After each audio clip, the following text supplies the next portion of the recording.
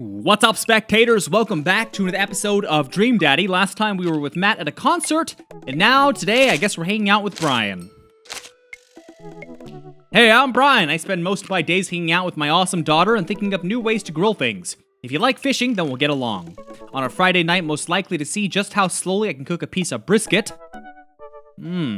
Alright. I do appreciate a good brisket. If you had one thing to take with you onto a desert island, what would it be? My fishing pole. What are your turn-ons? A keen understanding of steak cuts. What'd you want to be when you grew up? Fireman. What's your favorite movie genre? Romantic comedies. That's unexpected. What's your ideal date? Deck building. What do you never leave home without? My portable fishing pole.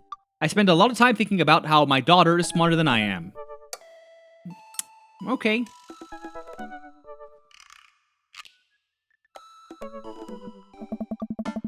Man, I don't know how I feel about hanging out with Brian more, but it seems like Daisy and Amanda got along really well.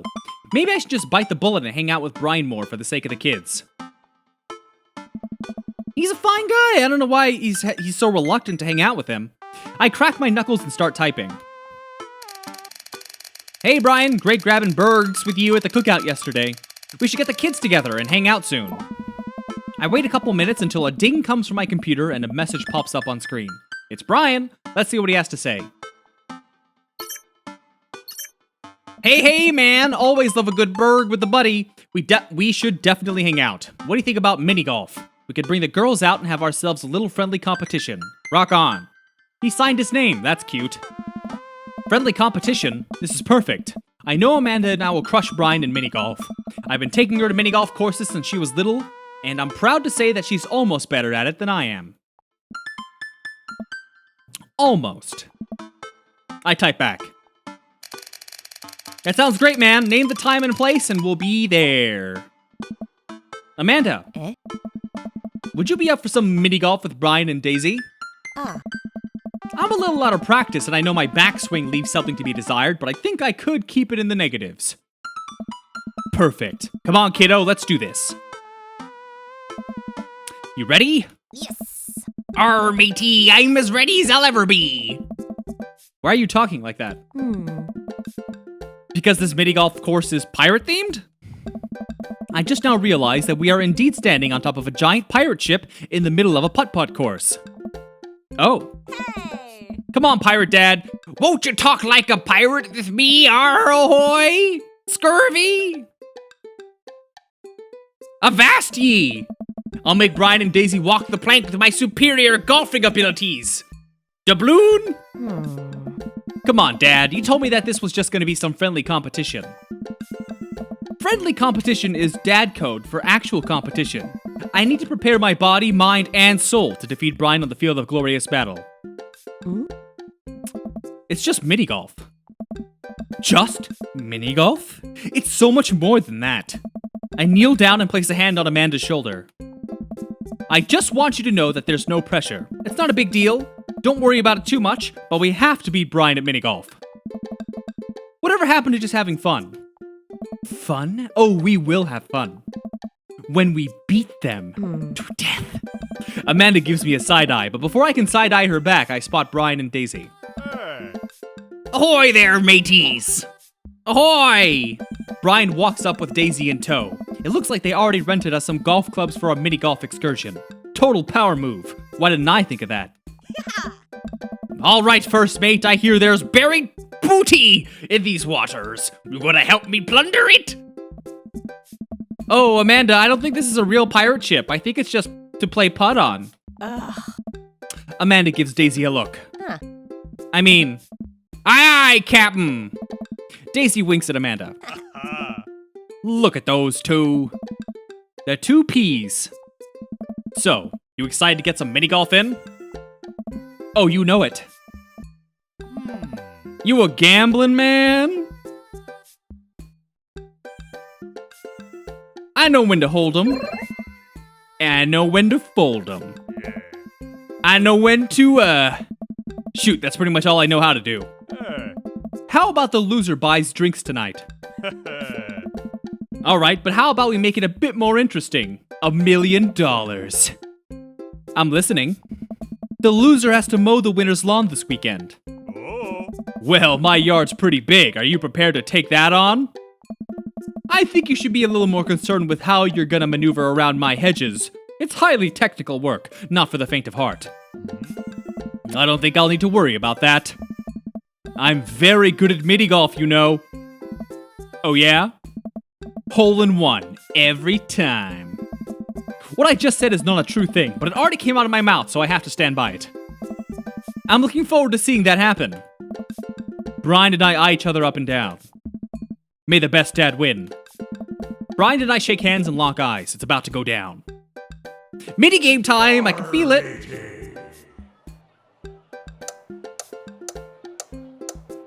Yo-ho-ho in a hole full of ball.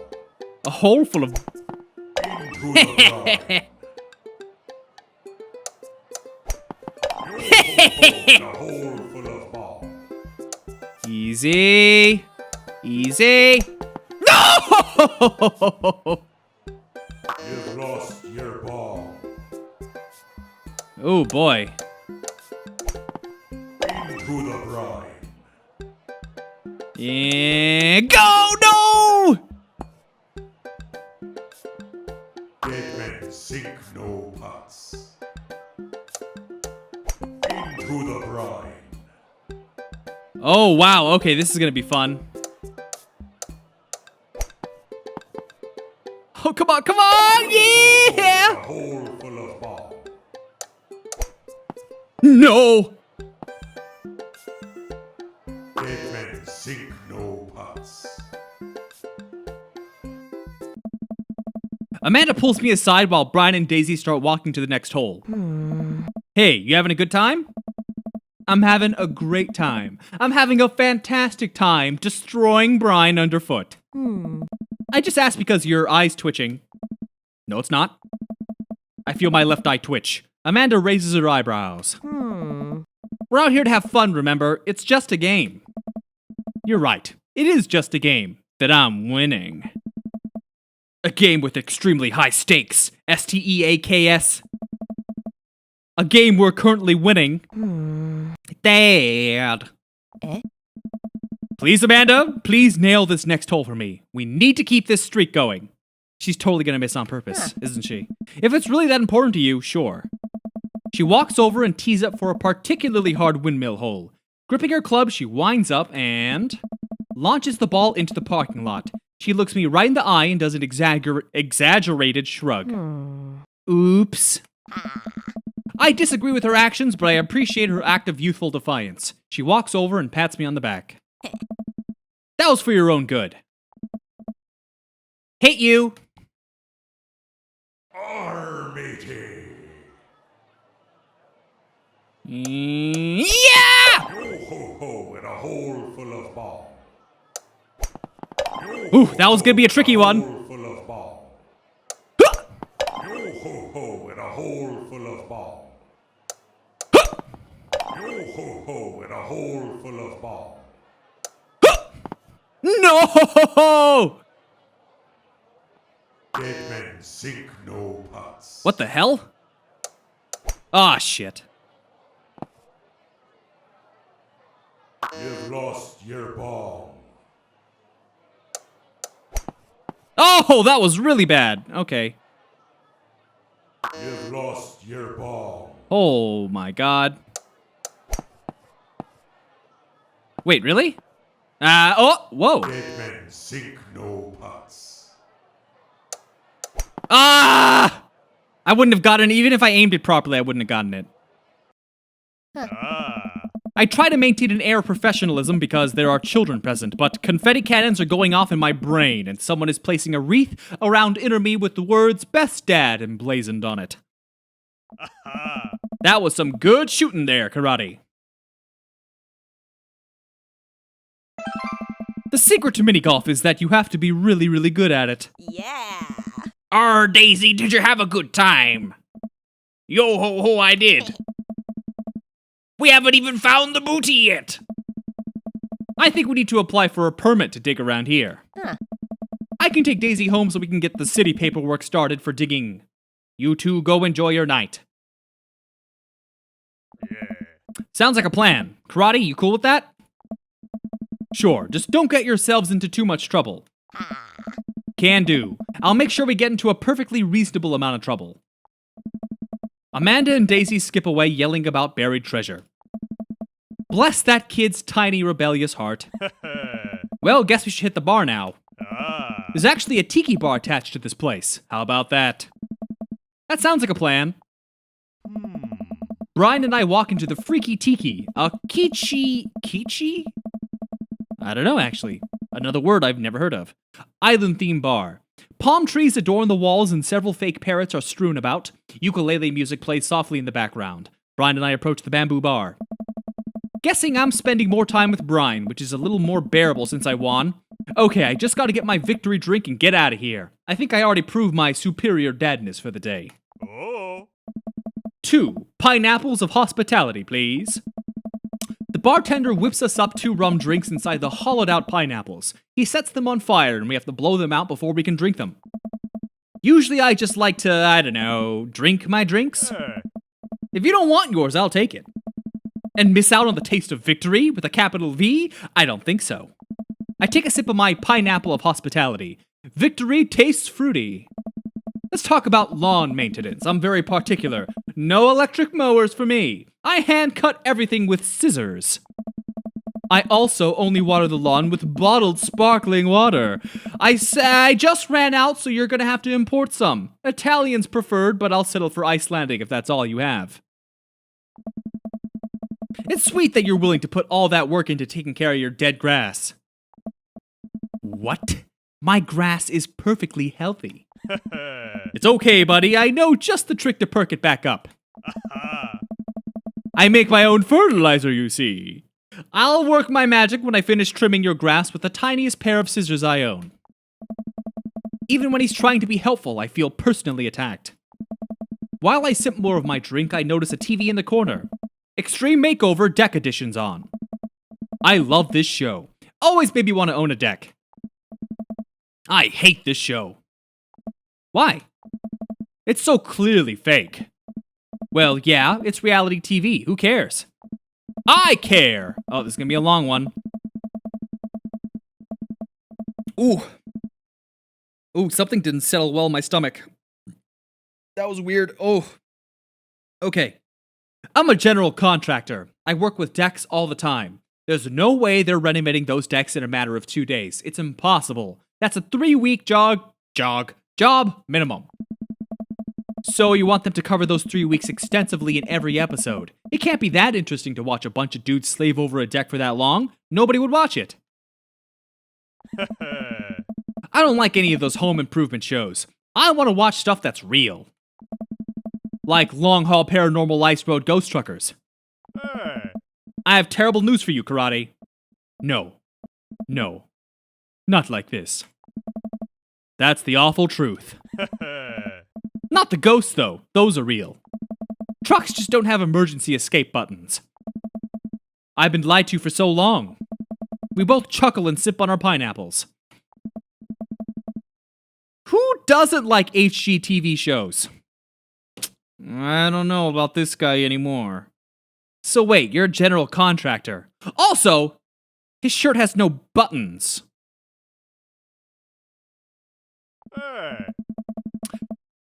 Sure am. I actually helped plan the cul-de-sac we live in. Wow, nice work. Kinda took after the footsteps of my old man. He was a general contractor too? Nope, just the general. He practically built half of this town with his bare hands. It's weird how you spend your whole life trying to not become your father, then you wake up one day and there you are. But I get to work with my hands and it pays more than enough to take care of my daughter, so it's an absolute dream job, for me at least. Well, that's impressive. Building stuff has always been my weak spot. As a dad, and I've been okay with that until now. Now I must defeat him. I do have that patio furniture I haven't put together still sitting in the garage. Okay, maybe I should cool it with a dad competition. Gotta keep it light.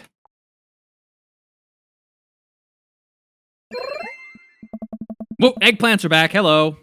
So Daisy seems pretty smart for her age.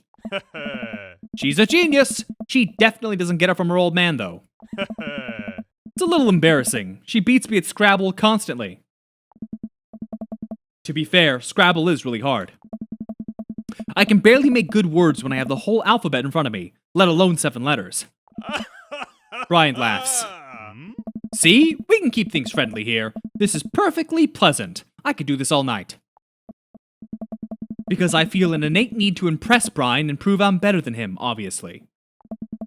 That's the only reason. I think. Let's keep it moving.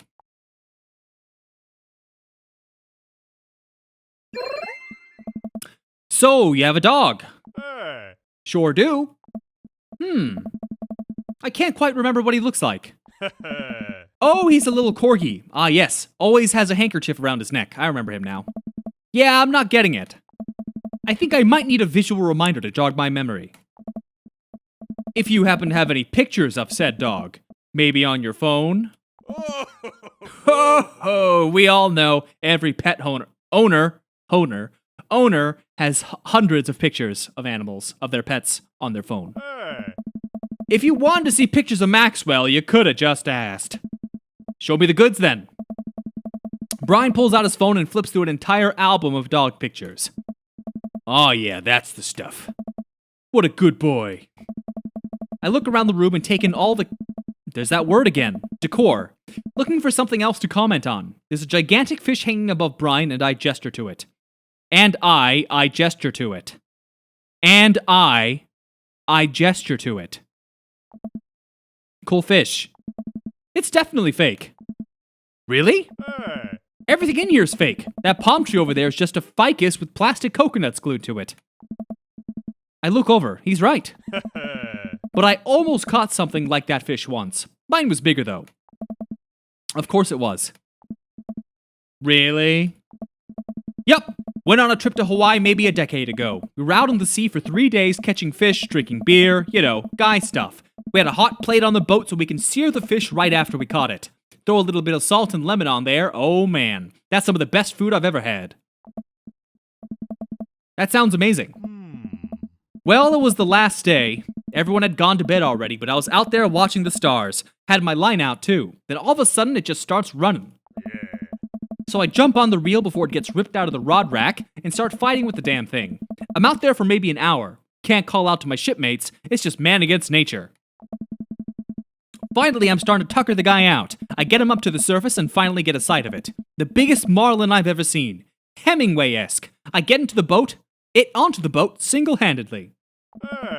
And you know what happens next? The damn thing smacks me in the face with its tail. Knocks me out. I wake up the next morning on the deck, the fish gone. Never felt dumber. So it got away, and there's no proof. I think there's another version of me that would have spent the rest of my life trying to catch that fish, Captain Ahab style. I'm sure Daisy would be supportive. Aw man, fishing's the life. Haven't gone enough lately. You go fishing? Actually, I have a confession to make. What am I doing? Why am I having this inexplicable urge to be vulnerable with him? I can't tell him that I'm terrible at fishing. I lean in close. Tank! What are you doing, buddy? You're in the way. What are you doing with your soft belly? Don't look at me like that. Okay, I gotta put you down on the ground. There you go. Really? This is... I'm simply the best out there. Yeah. Okay, since you're such a pro, I'm taking you fishing. You want to go fishing? Don't answer that. Yes, you do. We're going fishing. Oh, no. I don't know. It'll be a blast. I know the perfect little fishing spot. I'll bring some beers. We can just sit back, relax, and reel in some trout. We'll bring the kids with us. Come on, you know you want to. If it's anything like mini golf, I'm going to crush you with that too. I've been cornered. Yeah, okay. Brian gives me an exuberant high five. Yes, maybe we'll see who can catch the most fish so I can get you mowing my lawn. You can try to beat me, but they don't call me karate good at catching fish chopsticks for nothing. That's my YouTube. Yeah, how do they know? I'm spinning a web of lies that I fear will one day consume me. Sounds like it'll be a scrap. Brian and I fish our drinks and head outside. Finish. What did I just say? I don't even remember what I just said, but it was definitely wrong. Till next time? This is a great opportunity for friendship. I'm real excited. Kiss my bass. And also for catching more fish than Brian. You're krilling me with these puns. Mull it over. You'll come around to the fish-related dad jokes in no time. Brian extends his hand and gives me a friendly but firm handshake. I see that competitive fire in his eyes. This is going to become a whole thing, isn't it? That was weird. Why did I just hear what's-her-face? Amanda. Once Brian takes over babysitting duties, Amanda walks home with me. She immediately plops down on the couch and flips on the TV. So, how was your hang with Brian? He wasn't too spicy about his crushing defeat, was he? Nah, he was pretty gracious about it. Like, frustratingly gracious. Yeah, how dare that guy have some decency? Come on, Dad, he seems like a neat dude. Neat? Dude? Neat? I think so. I don't know. The guy loves a good competition. But then again, apparently so do I. What did you and Daisy end up doing? Oh, we hunted for treasure for a bit, but Daisy was really adamant about not digging without a permit, so we just watched some documentary about theoretical physics. I put her to bed and sat around eating Brian's food.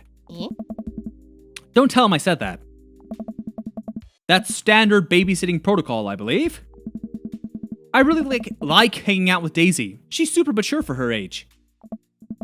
Yeah, Brian says she has a hard time relating to other kids. She kinda reminds me of you at her age. Although she doesn't bite people as much as you did. I can't believe I'm finally the cool older kid. Feels good. Cool older kid, acronym. You gotta hang out with Brian again?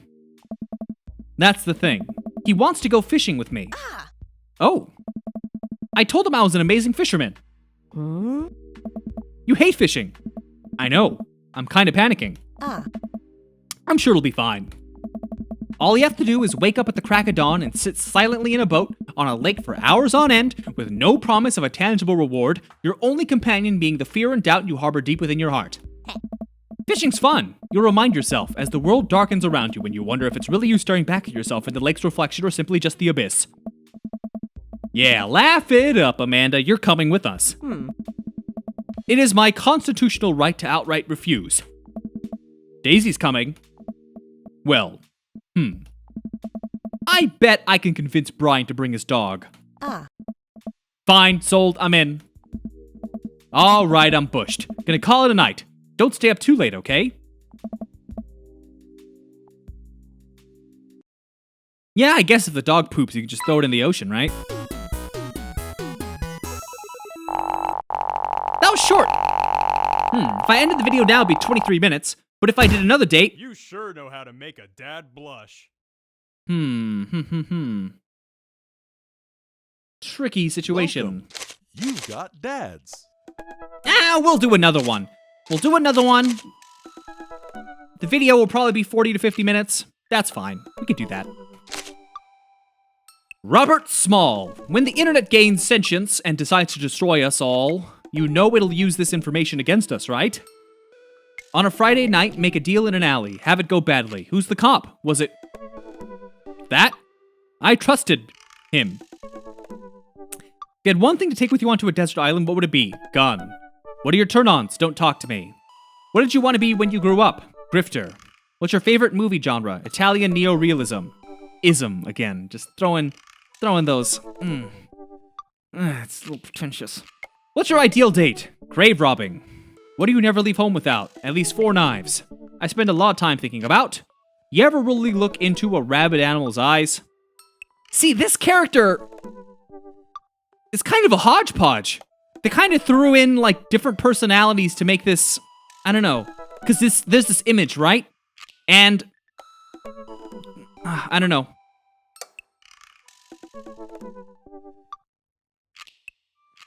Boop, boop, boop, boop.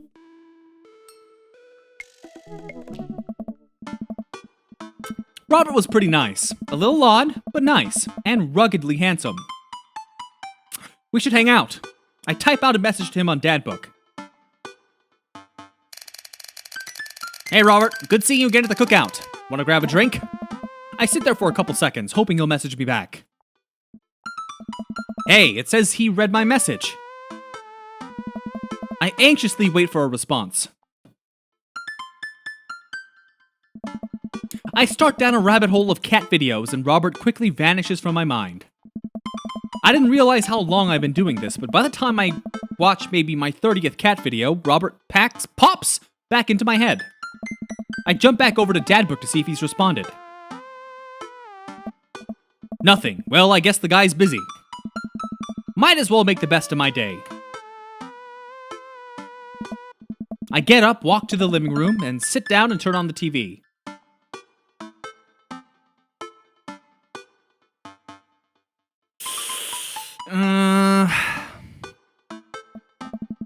Family Fortune's on. All right, Nicole, your parents are in the lead, and it's up to you to win it big. Are you ready? I'm ready! They hook the contestant up to a lie detector in front of her parents. Who is your favorite? Oh, I would watch this. My mom? Ooh, sorry, incorrect. Next question. See, now here's the thing. 1, why does she lie about it? There's so much, you gotta expand on it. You get a psychologist on the show, talk about it. Okay, if both of your parents were hanging off the edge of a cliff, which would you save? This is terrible. I love it. I lose several hours to whatever the hell that was. Sighing, I get up and walk around the house. My stomach grumbles. Time for lunch. Well, I guess it's time for old Chef Chopsticks to cook a gourmet delicacy. I walk over to the refrigerator and open the door. I make a sandwich in its entirety while standing there. Who needs plates? The Standwich, a lost art. I admire my work for a second before I clumsily drop the entire thing on the floor. No! I look around and remember that Amanda's not home. This is still good. 5-second rule, right? I reassemble the sandwich, peeling pickles off the floor and putting them back where they belong, in my mouth. Wait, I'm a wreck. I finish my snack and walk around the house some more, bored. When's Amanda coming home? Oh, I just remembered something. When we were packing up the old house, we found an old basketball hoop that would hang off of a door. It'd really bring the living room together. Wonder where I put it. I spend a couple minutes poking around the new place until I find it. After installing it above one of the doors in the living room, I'm ready to dunk. Come on and slam! I take a leap from the free throw line and rocket that sucker down the net. The crowd goes wild. And welcome to the jam! I pull up from the three-point line, breaking ankles and sinking a fadeaway. And I forgot the rest of the words to the song, as does everybody. No look behind the back, hook shot, everyone's on their feet. Something Space Jam. I managed to just barely defeat myself at horse before Amanda comes home. Then we cook dinner together. We're proud of ourselves for not even coming close to burning down the house. Afterward, Amanda and I dig into a carton of ice cream over an episode of Chopped, Toddler Tournament. What you have in front of you is a molecularly deconstructed sweet potato with a brown sugar demi-glace with creme fraiche. This is literally a jar of baby food. The toddler immediately bursts into tears. Are we bad people for watching this? Yes. Just then my computer dings. What's that? You probably just got a message. Amanda and I walk over to the computer and check Dadbook. It's a message from Robert. You up? What does that mean? What you doing? What am I doing? You're just chilling. I'm just chilling. I type back, just chilling. Amanda deletes the G and hits send. I thought I said just chilly. What are you doing? Just chilly. It'll make you look cooler. A couple moments pass by. Another message pops up. Hey! Want to grab a drink? That means he wants to hang out. Tammy, what are you doing? Oh, my little raccoon. I know what that means, Amanda. But it's kind of late. Come on, Pops, live a little. I am living with ice cream and traumatized toddlers. Well, it's your life, but I think you'd have a lot of fun tonight. You're trying to get to know the neighbors better, aren't you? Fine. I type back a message to Robert asking him for details, and he tells me to meet him at Jim and Kim's. Well, don't wait up. I never do. I throw on a nice jacket and run out the door. It's only a short walk to Jim and Kim's, and it's a beautiful night. I walk into the bar and see the usual crowd of barflies drinking beer and watching sports. I spot Robert at the back of the bar and wave hi as I walk over. Hey man, how's it going? Hey buddy. Hey. Ahoy there, Skipper. Robert and Mary are here. Uh-oh. I brought Mary along. Figure we needed a drinking buddy. Aw man, I was excited to get to know Robert a little better. Now I have to deal with this weird married lady making passes at me. This weird lady who goes to a dive bar and orders like a Merlot. Odd. Don't look so scared, kiddo. See, I don't know. They give some of the characters dialogue that does not fit the character. I don't know. Speaking of which, I think it's time for the first round. What are you having?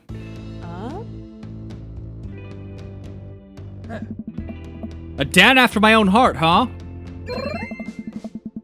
Robert orders 3 shots of whiskey and passes them between us. Well, this wasn't how I expected the night to be going. Here's to bad decisions and relaxed moral values, fellas. What have I gotten myself into? We all knock back the shots. I almost choke on the whiskey as it burns down my throat. Holy hell, that was a kick. I look over at Robert and Mary, who seem like old pros at this. Robert grabs his jacket and throws it on. Oh. Let's get marching. What? Oh. The night's young, Chief. Come on, we're bar hopping. Oh, alright. We leave the bar and start walking down the street. I still don't know this area of town very well, so I just follow Robert. So, where are we headed? Oh. I wish I were drinking. It's an Irish pub. A good pun is the whiskey to my heart. Ugh. Yeah, since when has a pun restaurant ever become a famous chain? It's almost doomed to failure. Puns are the lowest form of humor, Karate. Try harder. Ouch. Am I gonna be the butt of the joke all night? Jesus, Mary! Put your fangs away for a second. We walk into I feel so weird saying it. I wish I were drinking. The bar's pretty much the same as Jim and Kim's, except for the old-timey Irish memorabilia on the wall. Next round, what are you having? Let's do it. Robert orders 3 more glasses of whiskey and we post up in a garish green booth. Mary slides in and sidles. Are these even... Okay, hold on. Sidles. Sidle. Verb. Walk in a furtive, unobtrusive, or timid manner, especially sideways or obliquely. God, it is a word. Let's sip this one, why don't we? Suit yourself. Mary immediately downs her shot in one gulp and burps loudly. That'll put hair on your chest. It's what I love in my women. Hairy chests. You are truly the paragon of grace and beauty. Mary grabs my drink and sips on it. Hey! Karate, be a dear and get us another round, will ya? I don't know how to process this evening at all. I get up and order another round of drinks from the bartender. As I head back, I see Mary and Robert having a lively conversation. Robert roars with laughter. I don't think I've ever seen the guy smile, let alone laugh. I take a seat across the booth from them and pass out the drinks. So, Edith's kid snuck some pot brownies onto the table at the last bake sale, right? And I spot that little hemp sweat-shirted gremlin in the act, so I go up to Edith with a baggie, and I'm about to tell her when all of a sudden she just freaks out. You're ruining the bake sale, she says. I should have been PTA president. Your roots are bad, and blah blah blah.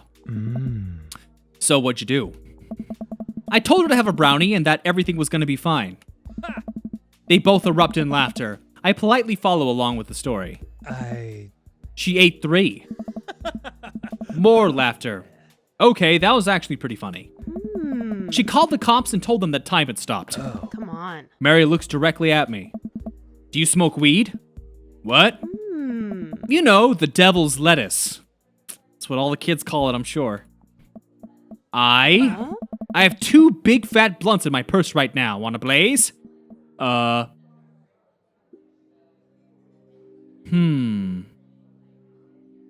You with the feds? I worked hard for what I have, and no 2-bit corner boy's gonna drop the dime on me. So you take what you're pushing somewhere else, and I'll keep running my business the way I want it run. What? Remember, you come with the king, you best not miss. Jesus, kid, dial it back.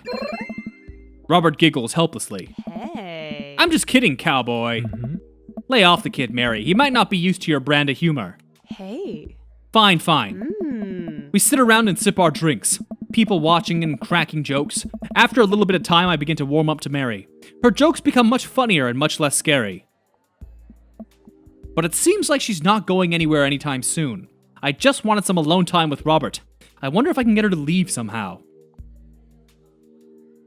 You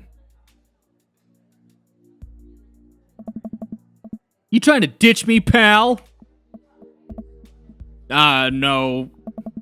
Because if you're trying to ditch me, you can just tell me to scram. No, it's fine. Karate wants alone time with his new best buddy, Robert. Read you loud and clear. The wingman breaks formation to pursue their prey. Now, if you fellas will excuse me, Mary needs to sink her teeth into a helpless boy. Go with God. Nice seeing you. Come on. Deuces, nerds. What an odd one. Mary gets up and saunters over to a younger-looking guy at the bar. Oh. She grows on ya. Does she, though? I feel like she kinda delights in making men suffer. Well, she does. But what about her and Joseph? What about him? You know, they're married, and she definitely tried to get in my pants the other night, and... Wait, she did? I don't remember that. I gesture to her across the bar, where she's making goo-goo eyes at that young boy from before. He looks like he's being held hostage. Oh, that's just a thing she does. She's harmless. Tell that to the boy she's hanging off of. Poor kid looks like he's seen war. Robert lets out a hearty laugh. I got him to laugh. You know, I pegged you for one of those straight-laced types. Oh, don't worry. I got pretty wild back in my day. Eating pizzas with taco toppings, if you know what I mean. Still got a little wild in you?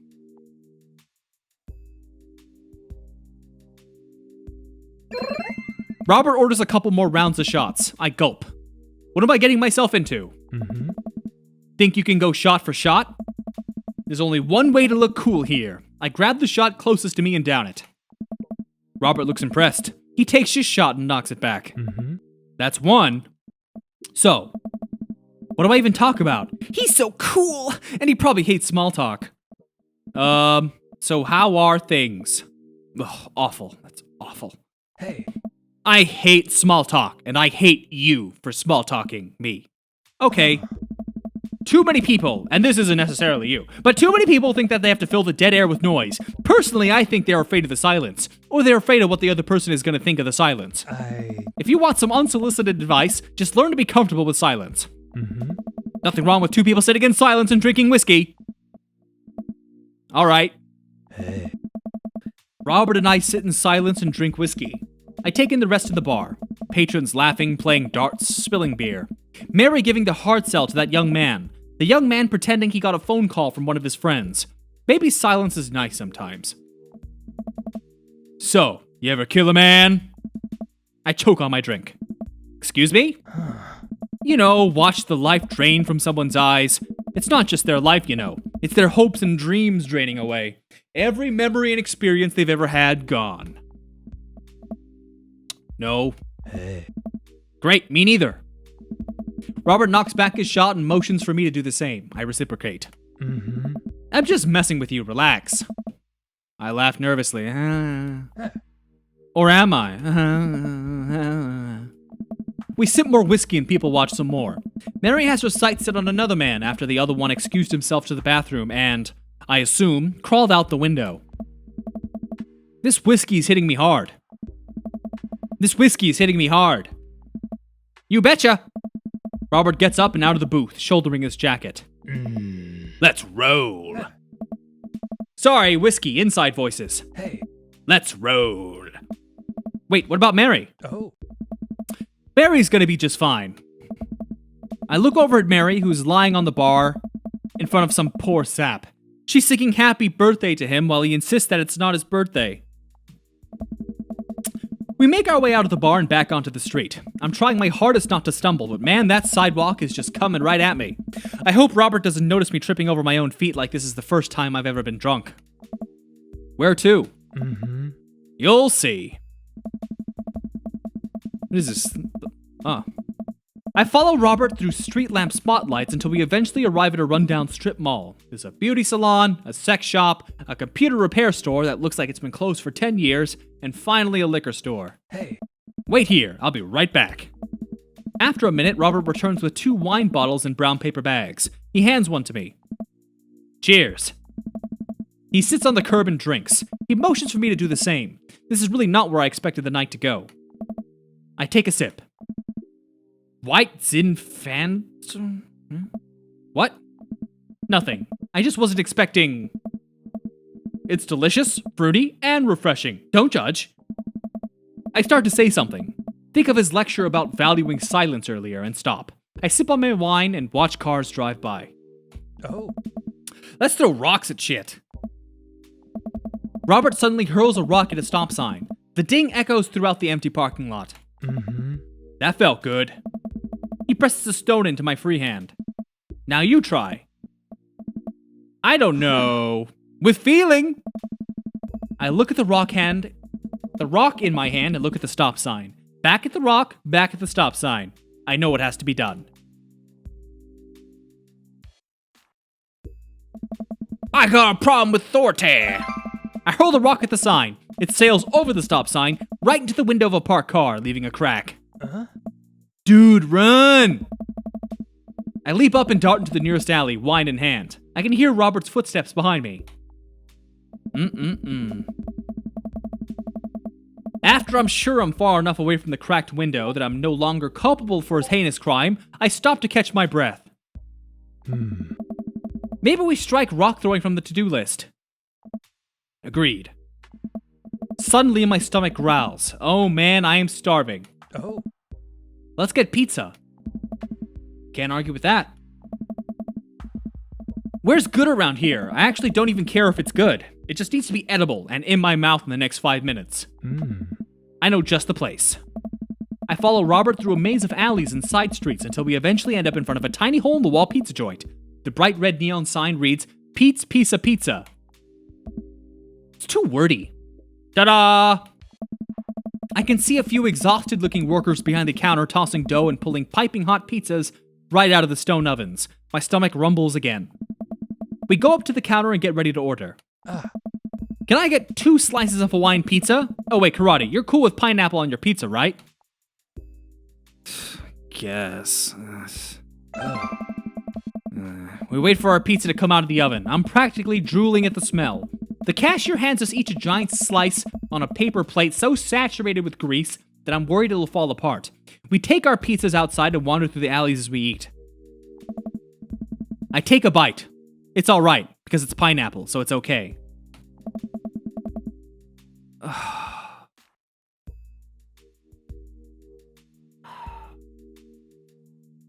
Might have to just end this right here. This is okay. Nope, not gonna read it. I'm gonna pretend we didn't eat anything, in fact. Man, am I hungry! Let's try this again. You and me both. We hear noise coming out of a slightly ajar door in the alleyway. Robert looks at me excitedly. It's like why not? It's like when you read that news article, and it's like, Trump prefers his steak well done with ketchup, and you're like, Jesus Christ. Got any more of that wild in you?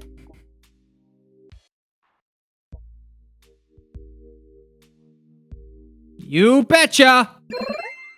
Good on ya! Robert and I slide the door open and peek inside. It's completely dark except for some flickering light. We slowly creep forward, cautious not to be heard or seen. Don't shush me so loud! We come to the end of the hallway and find ourselves standing in front of a movie screen. This suddenly makes sense. Did we really just sneak into a movie theater like a couple of teens? No talking during the movie. We look into the audience and are surprised to find that it's almost completely empty, save for a row of few teenagers in the front. They look annoyed when they notice us. Robert starts making his way to the very back of the theater and I follow. We settle in with our wines and try to make sense of the movie. It's a romantic comedy, I think. A young man is frantically trying to get through New York to find the woman that he's finally realized he's in love with.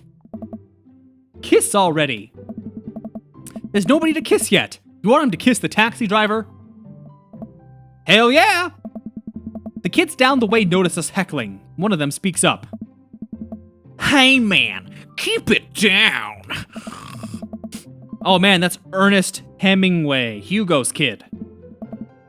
Ernest, I know you. It's me, your neighbor. Hi. He turns back around embarrassed. I turn back to Robert. He kissed anyone yet? It turns out that yes, he did kiss someone. He made his way out to a tiny island near New York to profess his love for a woman who for some reason he knew would be there. She tells him that they hit the jackpot. He said that they had, but I think there was some subtext I'm missing. Boo, love is dead. Shut up, it's beautiful. No, you shut up. Ernest grumbles. The credits start to roll. I can't... Okay, hold on. Let's appreciate the fact that this grown man just told his neighbor's son to just shut up. It's wonderful. I stand up. Robert immediately pulls me back down. Hundreds of people work very hard to make this film happen, and you're gonna sit here and appreciate them. Okay.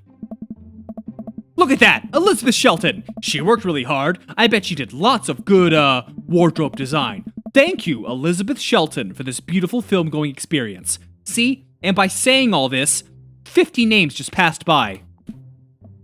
And Peter Anders, catering, fed a bunch of people so that they could have the energy to do their jobs. What a guy. We let the credits roll while Robert individually thanks every member of the crew. Once it's finally over and he makes sure no animals were harmed in the making of the film, we leave the movie theater. We stumble into the theater parking lot, polishing off the rest of our wine. Hey, assholes! Out of nowhere, a rock flies through the air and hits me on the knee. My knee! Ernest and his friends stand in the alleyway, blocking our exit. Oh, what do you guys want? Why'd you go and throw a rock at my knee? This is my good knee. My orthopedist is gonna be pissed. Ernest tosses another rock up and down in his hands. What's wrong with this kid? You ruined my theater-going experience. Now you have to pay. Oh, well, Gus gotta kill some kids now. I don't have any cash on me, so I'm just gonna kick the shit out of you. Movies got really expensive. Ernest hucks another rock in my other knee. I'm able to jump out of the way, but I didn't properly stretch before physical activity, and I'm probably gonna feel super sore in the morning. We ruined it for you? That movie was pretty crappy in the first place. You take that back. That was a beautiful love story with really genuine acting. You call that good acting? What classicist mainstream slop have you been served your entire life? What? Huh? Have you ever seen any Michael Powell? A Matter of Life and Death? 1946? Easily the toughest 5 minutes of love you'll ever witness. Listen, man. What?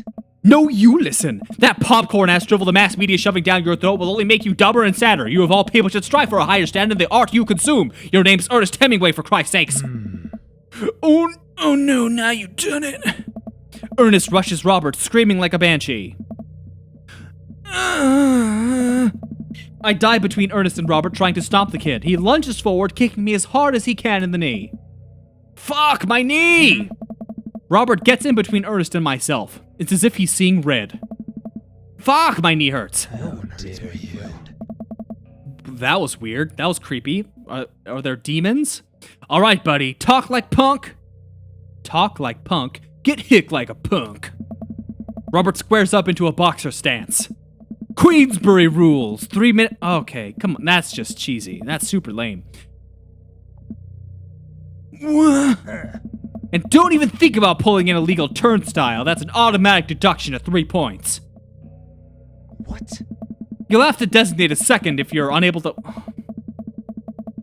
Super cheesy, super cheesy. Hey man, I don't want to get dragged into this. That movie sucked. It's too late. You two are bloodbound. If he dies, you die. Excuse me? I don't make the rules. Talk to Queensbury. We're just gonna go. Robert calls after them. The Queensbury Association will hear about this and consume better content. Once the teens are safely out of earshot, Robert turns to me. Were you about to actually fight that kid? Are you kidding? I would never hit a child. That'd be despicable. Hey. You throw the rules at him, though, they always bolt. Nobody wants a Queensbury-sanctioned throwdown. But full disclosure, I made half that up. Wow. Hey. See, you don't even have to know the rules. You just make them up. Come on, let's get out of here. Excuse me? Robert and I cool down a bit as we walk back to the neighborhood. Sorry, I get really into the art of filmmaking when I drink. It's okay. I think it's cool how much you like movies. To be honest, I don't know a lot about them myself. Buddy, I got so much to show you. You ever see Sam Fuller? I haven't. Fuller is cash.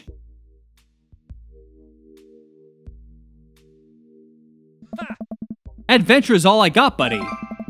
Robert throws an arm around my shoulder and we drunkenly belt out tunes all the way back. We finally get to his doorstep. This was an interesting night. I liked it. A smile forms on his cheeks, a rare sight. Let's hang soon. Yeah. I linger there for a second, swaying drunkenly in the night breeze. Robert claps me on the shoulder. Oh boy. Oh boy. Night, bud. Robert heads back inside and I stumble my way back home.